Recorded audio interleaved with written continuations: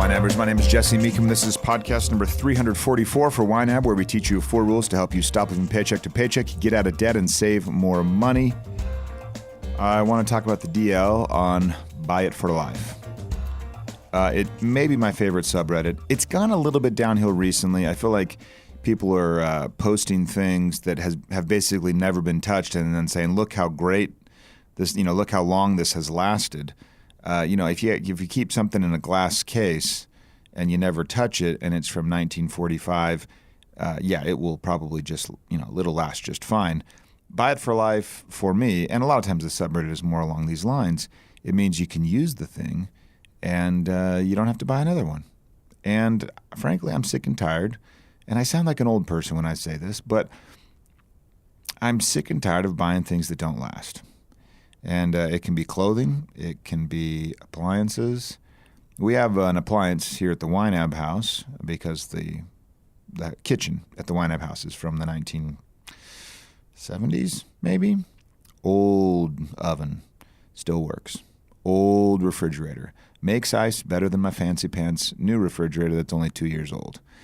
It does have one problem. It makes too much ice. It won't stop making ice. So we do have to raise this little wire arm so that it doesn't just keep making ice. But I'm sure it'd be a little fix. The Buy It for Life stuff for me means it doesn't come with as much headache. You don't have to worry about having to repurchase that same thing 4, 5, 6 years from now. It's why I don't like certain furniture makers, because you buy it, you know what you're getting, right? You're saying this is going to be abused and broken and it's going to last 5 years, and that's okay. And that's fine. Sometimes that's the point of the piece. But other times, I want the thing to last forever, essentially. I've got a letter opener from my grandmother that she gave me. It's from Africa. And it's been around forever. And I love it. I bought a jacket. A Filson, I wouldn't say jacket, it's a Filson coat that will last forever. I bought some shoes. I can't remember the brand of the shoes, Italian leather or something. They were $250. That's a high, that's a expensive for me to pay that much for a pair of shoes. However, I have a running bet with my children that those shoes will last 30 years. I've got little, what do you call them? The little pads that you can put on the bottom on the sole. And then the shoe is wearing down those little pads, these little, rubber things, instead of wearing down the actual sole, so it extends the life of the sole. Not that you couldn't get it resoled. You could. We actually have, the name just escaped me. The shoe, gosh, anyway. People that fix shoes, all that name just totally slipped out of my mind. Anyway, and I treat the leather. I polish the shoes. I treat the leather very nice. I put my little cedar tree shoes in there every time I'm not wearing them. And all in all, I'm just going to treat those things like champions. It takes a little bit of work to treat things nice, but in the end, those shoes will last 30 years, and I will win the bet. And all my kids will lose that bet. They really don't believe it because they have never experienced that, but their feet are also growing. They burn shoes into the ground, and there's nothing we can do about it. But as I think about my money and what I want my money to do, it kind of makes me mad that my money has to go to the same things repeatedly.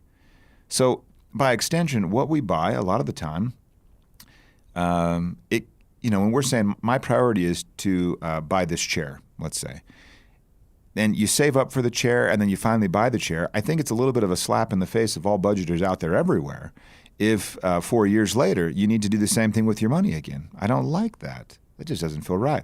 I want my money to give me something that then lasts. I don't want my money to have to do the same job over and over and over again if I can help it. So yeah, on utilities, same job every month. But buying the chair, no, not every 4 years. Every 40 years is more like it. And even then you just pay someone to refinish it, tune it up a little bit, and you're back on your way. I'm addicted to this whole idea of Buy It for Life. I love it. I love that I know they're not maintenance free, but I love the fact that there's less overhead in owning things that just won't break down as often. They'll last a long time, and they're not built just to immediately become obsolete. I'm looking at you, iPhone. I'm literally looking at my iPhone right now, recording on it. So anyway, Sometimes when you're budgeting, you got to think further than just the budget. What will the budgeting, what will those budgeted dollars buy you? But think through the actual life of the item and make sure that what you're buying is really what you want those dollars to be buying. I don't like to just hop on the carousel of goods that just end up in landfills. It just irks me. I think next time I'm going to pitch to you my company idea and see if any of you out there want to take the idea and run with it. I don't know if I've talked about it yet on the podcast. If I haven't, stay tuned next week. Until next time, follow YNAB's 4 rules and you will win financially. You've never budgeted like this.